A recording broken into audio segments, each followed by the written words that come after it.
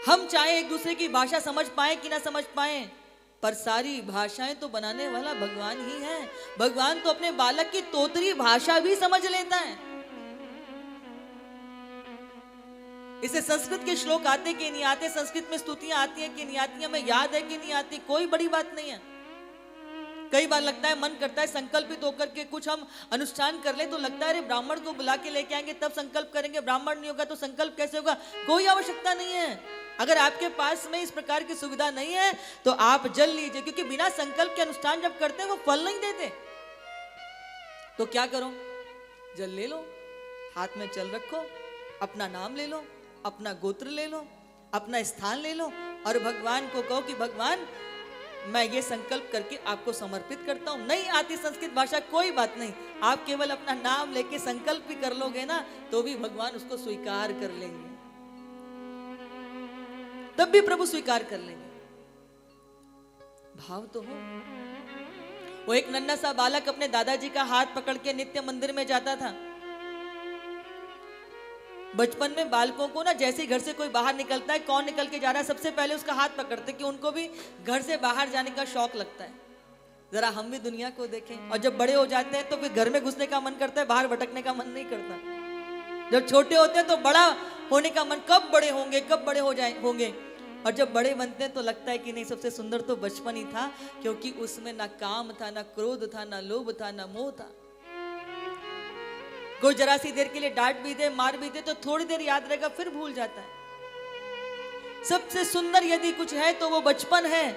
लेकिन जब हम बच्चे होते हैं तो हमें बड़े बनने की, बड़ों के जूते में पैर डालते हैं कि हम कब बड़े होंगे। हाँ, अब बड़े बन करके दही बड़े बन के रह जाते हैं। तो यहां वो बालक जो है वो अपने दादाजी का हाथ पकड़ करके नित्य मंदिर में जाता, देखता कि दादाजी मंदिर में बैठते हैं, आंखें बंद करते हैं और कुछ अपने पोर पर भजन करते हैं, जप करते हैं। थोड़ा बड़ा हुआ ये बच्चा और विद्यालय जाने लगा। तो अभी नया नया स्कूल में गया है, तो स्कूल में सबसे पहले क्या सिखाते हैं, छोटा आ बड़ा छोटी ई, अक्षर ज्ञान, जिसे ओलम भी कहते हैं। तो उसको ओलम उसने याद कर ली। तो वो अन्य दिन की भांति आज भी जब अपने दादाजी के साथ मंदिर में गया तो उसने देखा दादाजी ने अपनी आंखें बंद करी और वो कुछ भजन जो है, मंत्र उंगलियों पर जपने लगे। इसने भी आंखें बंद कर ली और ये भी ऐसे ऐसे करके कुछ करने लगा। दादाजी की आंखें पहले खुल गई।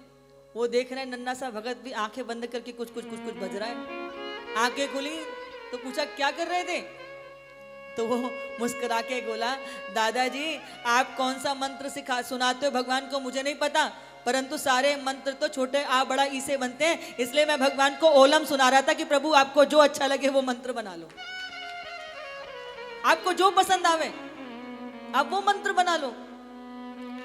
अभिप्राय कहने का यह है बंधुओं कि ज्यादा बुद्धि की जकड़न में मत बंधिए, सरल हो जाइए।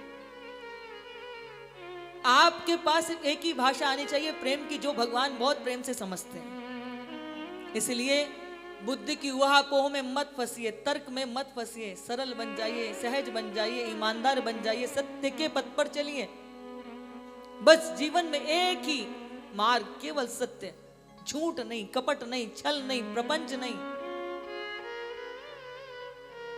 आप मुझे ये बताइए कि जब हम प्रार्थना करते हैं तो भगवान सुनता है, तो जब हम कुछ किसी के लिए गलत करते हैं तो क्या भगवान नहीं सुनता होगा? क्या भगवान यदि अच्छा देखता है तो क्या बुरा नहीं देखता होगा? वो भी देखता होगा ना।